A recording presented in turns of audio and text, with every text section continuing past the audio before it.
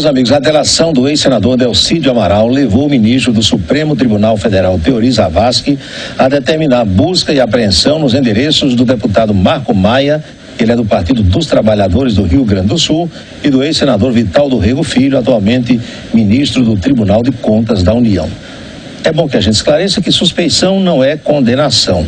Houve a denúncia e o ministro Teori, responsável pelos casos de quem possui foro privilegiado no âmbito da Operação Lava Jato, mandou dar uma olhada se nas propriedades dos acusados havia alguma coisa que os incriminasse. Se acharam, é claro que eles vão e devem responder pelas acusações. Se não encontraram nada, os dois serão inocentados pelo Poder Judiciário. Marco Maia divulgou um vídeo onde diz que nunca se reuniu com empresários, empreiteiros e jamais pediu ou recebeu qualquer vantagem, e o ministro Vital do Rego divulgou uma nota onde diz que as investigações vão demonstrar que ele jamais teve participação nos fatos ora apurados. Então, vamos aguardar. E o nosso entrevistado de hoje é o novo presidente da Associação Comercial e Empresarial de Campina Grande, o engenheiro Marcos Procópio. A entidade que reúne comerciantes e empresários campinenses completou 90 anos na semana passada, data em que houve a posse simbólica da sua nova diretoria. E nós vamos conhecer as ideias do presidente recém-eleito no comando da associação e colher o seu pensamento sobre o atual momento vivido pelos empresários brasileiros. Boa tarde, presidente. Tudo em paz? Boa tarde, Paulo. Nós estamos aí num momento mesmo de dificuldade ou há um pouco de exagero em tudo que a gente escuta e vê por aí? Salvaguardando alguns exageros, mas o momento ele é dificuldade. É dificuldade bastante intensa. A gente precisa ter um olhar bastante atento a isso. Isso se nota por todos os recantos do país, Marcos? Ou é mais no Nordeste? Há situações piores e melhores? Eu tive recentemente no Congresso Nacional das Associações Comerciais. A reclamação basicamente parte de todos os estados e todas as cidades. Então, realmente, a gente está no enfrentamento de uma crise e que a gente precisa tomar medidas, vamos dizer, não tão confortáveis para a população, para que a gente possa sair dela. Você precisa apertar o cinto ainda mais? Possivelmente, os próximos anos é que vão dizer o quão a gente vai precisar apertar esse cinto ou o quão a gente vai precisar ser inovador para poder sair dela. Isso é um dos pontos. O segundo ponto, a gente precisa aproveitar esse momento definitivamente para resolver nossos gargalos, tanto estruturais como político, jurídico, tributário, o que for necessário para tirar todas as travas, que a gente possa de uma vez desenvolver igual a todos os países aí emergentes. Eu não sei se o presidente já teve a oportunidade de ver alguma coisa, mas agora de manhã houve o anúncio do que o governo quer fazer na Previdência, no Sistema Geral, Regime Geral de Previdência Social do INSS. Esse é um caminho também para se, digamos, estancar um pouco essa evasão que diz que o rombo da Previdência é uma coisa absurda? Existem vários pontos que precisam ser trabalhados, né? Desde a reforma trabalhista, tributária, a questão jurídica de relacionamento empresa, mas essa questão ligada à Previdência é um problema crônico que vem se arrastando há décadas. Parece que é uma bola de neve, né? Que vem só...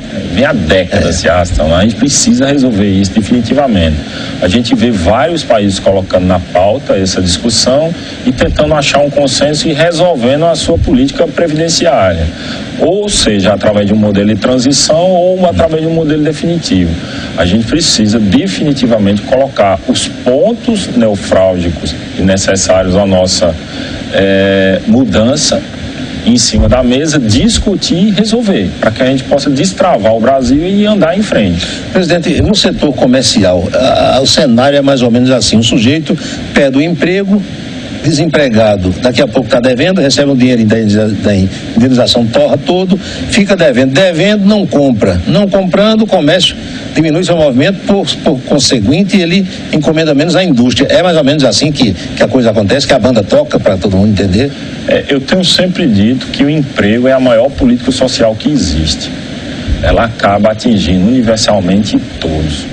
Então, se você pega os dados recentes, saiu agora dia 1º de dezembro, com relação ao desemprego entre jovens, o volume é muito alto. Então, se você pega jovens de 18 a 24 e até de 18 a 29 anos, passa de 25% o volume de pessoas que não estudam e nem trabalham. E nem se interessam por nenhum dos dois, também tem isso, né? Então, a gente corre o risco de penalizar uma geração, onde você tem estudantes que finalizaram o segundo grau, não tem a chance de passar no ensino público e não tem o recurso para dar continuidade ao seu modelo educacional no ensino privado.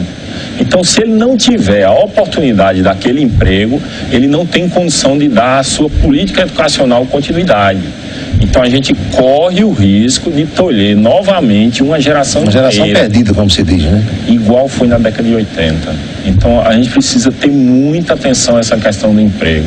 A economia precisa estar no foco de todas as atenções dos três poderes. Esse número de 12 milhões de desempregados é real? Eu acho que é mais. Será? Assim, quando você pega os dados de desemprego e subemprego e aqueles que trabalham parcialmente, passa de 18 milhões segundo os dados do IBGE. E se você juntar os que perderam seus empregos com os que nunca trabalharam, então a coisa vai lá para cima, né? Pior ainda mais. Desempregado é aquele que está procurando emprego e não consegue a vaga. Ou seja, se você ainda não procura emprego, você não é considerado desempregado. Agora, Marcos, eu não sei se é uma visão equivocada, mas alguns acham o seguinte: tem gente que não sabe fazer nada. Aquele que não sabe fazer nada dificilmente vai arranjar uma colocação no mercado de trabalho. Não tem uma geração também assim meio que de parasitas que não se interessam? Tem um pai que sustenta, tem a avó, tem uma tia aposentada, não tem também um time assim, não? Não, sempre vai existir esse tipo de situação, mas isso não pode ser, vamos dizer, uma regra, né? Parte definitiva ou um segmento da população que está economicamente ativa. Se existe essa falha no processo, é porque nosso modelo educacional, nosso modelo de preparação para o mercado de trabalho está desconectado. Tá errado, outra coisa que eu tenho chamado a atenção é essa desconexão ou desincronismo institucional, onde a gente precisa fazer com que empresas, escolas, governos, entidades civis e família, que é a base, né? Precisa estar conectada. Recentemente eu vi uma entrevista de uma professora dizendo exatamente isso, as pessoas criticando o modelo educacional, e a professora entrou na rádio e disse: a gente precisa, a família também, obrigar a criança a sentar e estudar. É verdade. A escola não vai resolver todos os problemas. Então existe toda uma necessidade de que todas as instituições, inclusive a família, estejam caminhando na mesma direção. Muito bem, a gente vai dar uma pequena pausa. Eu às vezes faço minhas pregações meio que no deserto, feito João Batista lá no período em que Jesus andava por aqui, dizendo que eu sou de um tempo, e Humberto de Campos, meu colega falecido, cronista esportivo, dizia que quando a gente começa a dizer eu sou de um tempo é porque você está ficando velho. Mas eu sou de um tempo em que os pais obrigavam os filhos a estudar e que os filhos obedeciam aos pais, aos tios, aos avós, aos professores, aos mais velhos, pedia bênção, pedia licença, cedia lugar. Hoje o Brasil, permitam-me a expressão chula, na hora do seu almoço está uma esculhambação. E aí o resultado é isso que nós estamos vendo. A gente volta já já para dar sequência ao bate-papo com o novo presidente da Associação Comercial de Campina Grande, o engenheiro Marcos Procópio, em um instante só. Presidente Marcos Procópio, o encolhimento da renda, naturalmente, tem como consequência diminuição das compras. Começa por aí também essa queda do movimento do comércio? É uma relação direta, né? Se sobra menos dinheiro no bolso, eu tenho menos disponibilidade para gastar. Se eu tenho menos disponibilidade para gastar, eu diminuo a aquisição, diminui toda a cadeia de produção, inteira, né? Consumo que tiver atrás dela. Inclusive a transporte. Agora mesmo, hoje pela manhã eu estava conversando com um transportador, ele explicando a situação, né? O volume de cargas menor também? Muito menor. Tem transportadores com nível de ociosidade muito alto. Meu Deus. E aí parece, presidente, que quem está empregado, vendo esse cenário, também fica com medo de comprar, porque diz: se eu perder o emprego daqui a um mês ou dois, não tem essa história também desse jeito? Eu não vou comprar uma geladeira em 12 meses, nem um carro em 36, porque e se daqui a 2 meses eu estiver desempregado? Veja bem, assim, o PIB ele reduziu, ele não zerou. Isso claro, aí é um fato. Claro. E a cadeia de consumo e a necessidade da sociedade, ela existe. Então ela vai ter um refinamento. Sim. Ela vai ter uma depuração e ela precisa sair, a gente precisa sair desse momento. A roda não para, né? Ela diminui a velocidade, mas... Ela diminui a velocidade, mas não parou, isso é fato. Aí a gente precisa aproveitar esse momento para tirar o que for necessário de deficiência de todo o processo, para no momento que essa roda voltar a girar, a gente está mais, vamos dizer, alinhado ou mais afinado, podendo fazer com que o surgimento e o desenvolvimento e o emprego apareça de forma mais rápida. Agora, tem analistas aí do mercado e tem políticos de escola do Brasil dizendo que o professor Henrique Meirelles está com uma política equivocada, né? Porque anunciou-se uma queda do PIB esse ano de 3 pontos alguma coisa, daqui a pouco mudou. O ano que vem já uma expectativa que não é muito empolgante também. Como é que você está vendo isso? Querem botar Armínio Fraga já no lugar de Henrique Meirelles. Eu não sei se Temer vai deixar ou não, né? O que eu acredito é o seguinte: existe um déficit fiscal muito grande. E como qualquer relação, se você pegar as contas do governo e fizer uma correlação com as contas de casa, sim, se você está no cheque especial, você precisa retirar ele do cheque especial. Então, o que vai ser feito para sair do cheque especial e você voltar à saúde financeira, aí às vezes os remédios não são pouco amargos. Então eu acredito que quem entrar, ou seja, ou a continuidade do Henrique Meirelles ou a troca pelo Armínio Fraga, vai ter que colocar remédios amargos.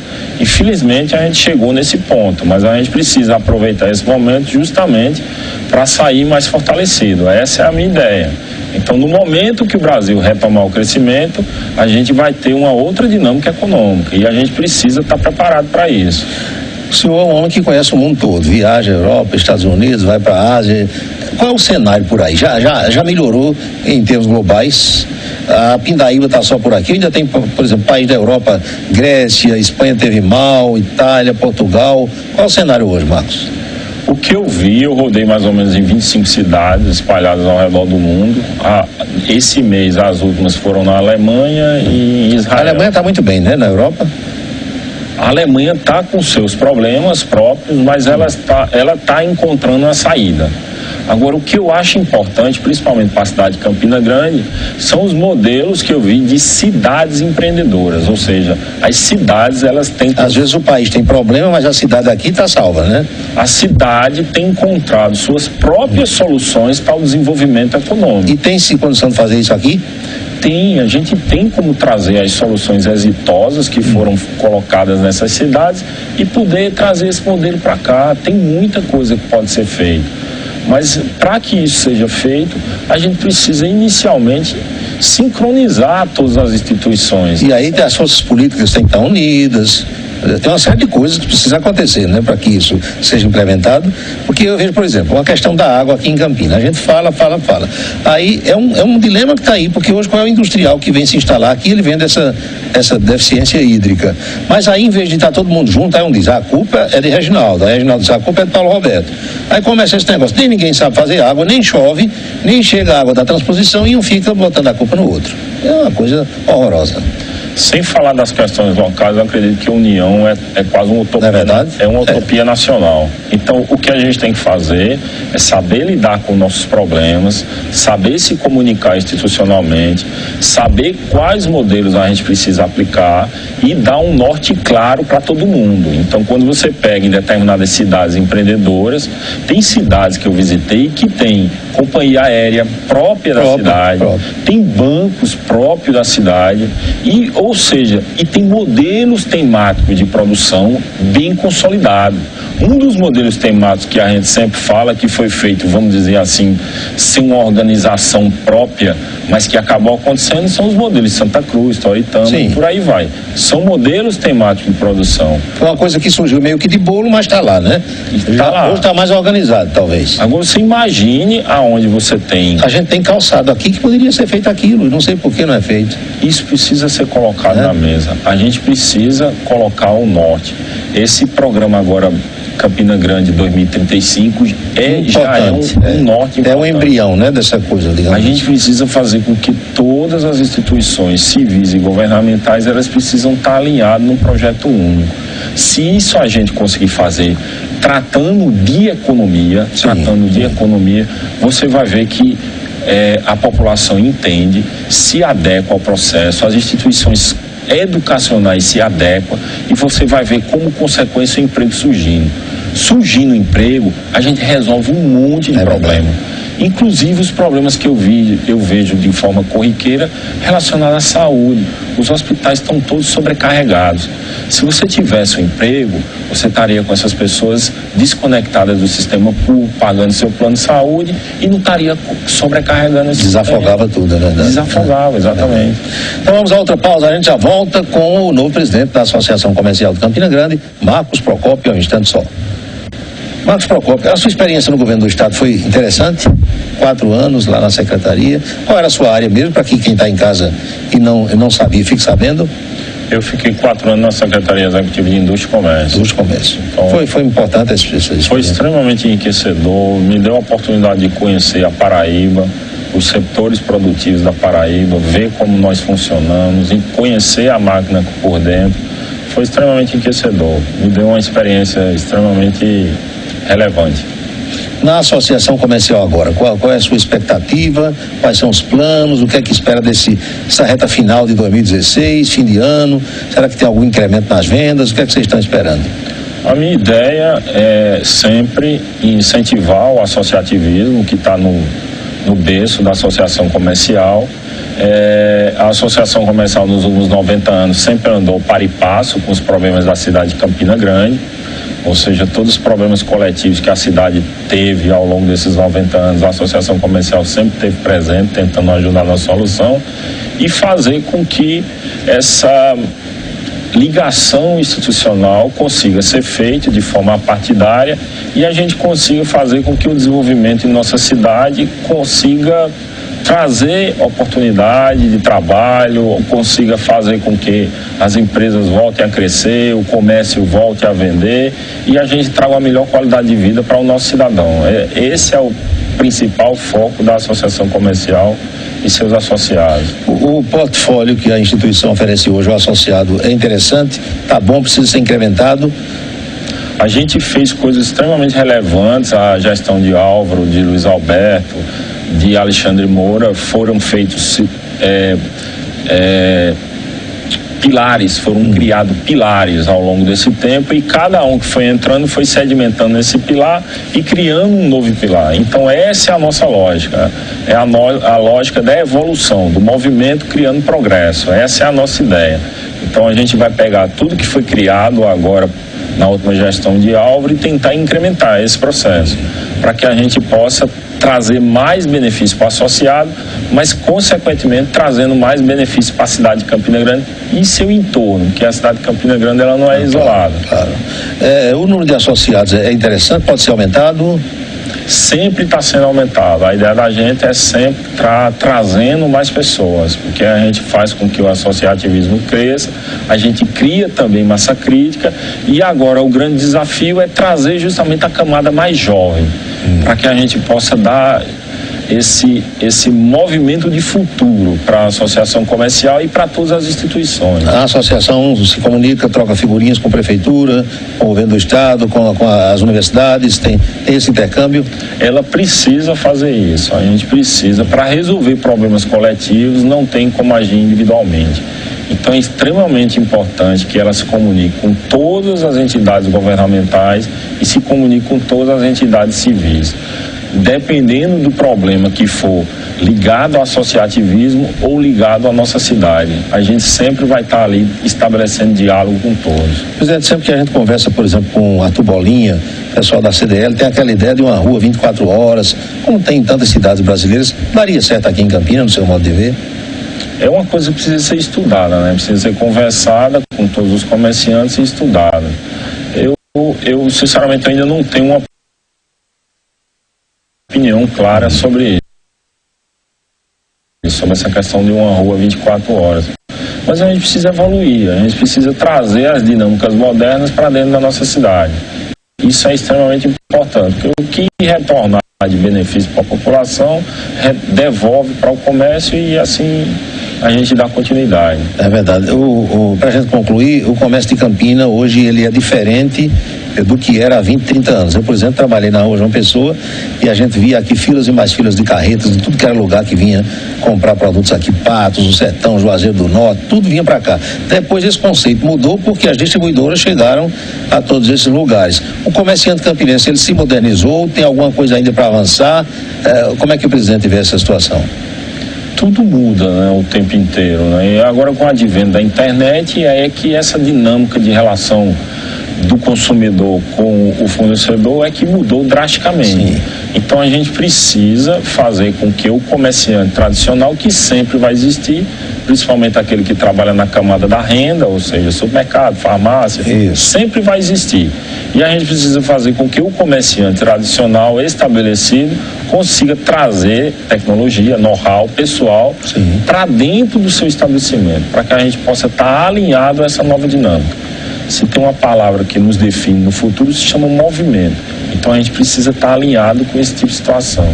Principalmente as instituições educacionais precisam produzir pessoas para que a gente possa estar alinhado com isso dentro das nossas empresas. O senhor falou na história de cidades que são ilhas dentro de alguns países e que isso poderia ser feito aqui. Mas para a gente fechar mesmo, diga alguma coisa que o presidente viu lá fora que na hora pensou assim, isso daria certo em Campina Grande. Modelos temáticos de produção, eu visitei vários, acho que eu visitei uns 8. Em cada cidade dessa que eu visitei polo de produção de confecção, polo de produção de produtos eletroeletrônicos, polo de produção de calçado, polo de produção de novelaria, eu vi todos, vários tipos. Em todos eles você tem todos os fatores necessários aos meios de produção no próprio local, ali.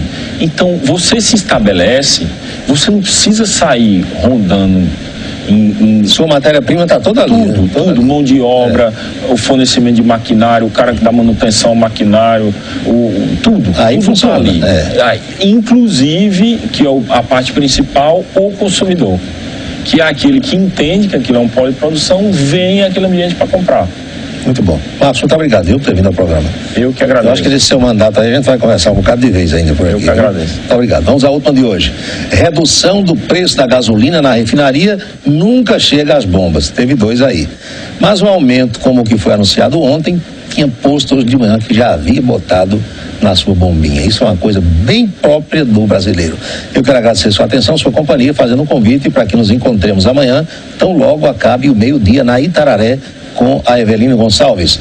Temas para a entrevista com a de hoje, continue sugerindo a nossa produção, aí está o endereço, nos assista pela Rede Mundial de Computadores, reveja todos os programas anteriores, estão aí no YouTube da TV Itararé, e as notas que nós divulgamos aqui caem no portal da Rádio Cidade, que é a nossa parceira. Vamos assistir agora ao Diversidade com Saulo Queiroz e Thaís Carvalho. Boa tarde para você, grande abraço, até amanhã.